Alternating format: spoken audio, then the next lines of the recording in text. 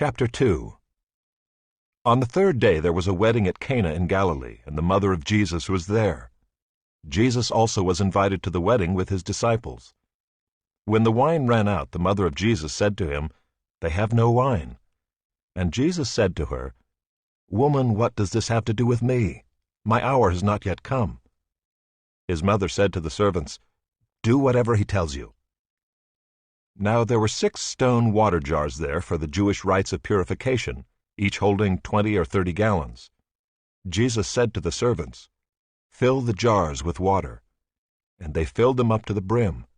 And he said to them, "Now draw some out and take it to the master of the feast." So they took it.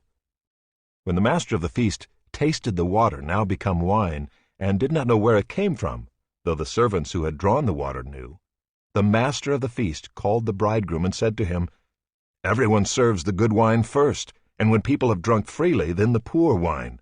But you have kept the good wine until now." This, the first of his signs, Jesus did at Cana in Galilee, and manifested his glory, and his disciples believed in him.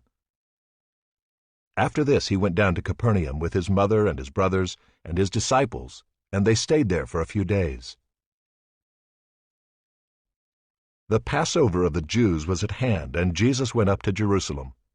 In the temple he found those who were selling oxen and sheep and pigeons, and the money changers sitting there. And making a whip of cords, he drove them all out of the temple with the sheep and oxen. And he poured out the coins of the money changers and overturned their tables. And he told those who sold the pigeons, "Take these things away. Do not make my Father's house a house of trade." His disciples remembered that it was written, "Zeal for your house will consume me."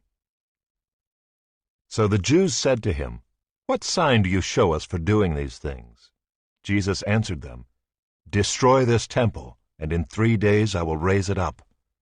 The Jews then said, "It has taken 46 years to build this temple, and will you raise it up in 3 days?" But he was speaking about the temple of his body.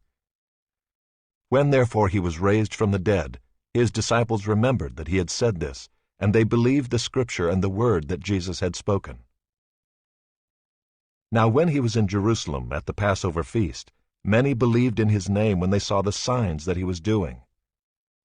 But Jesus on his part did not entrust himself to them, because he knew all people and needed no one to bear witness about man, for he himself knew what was in man.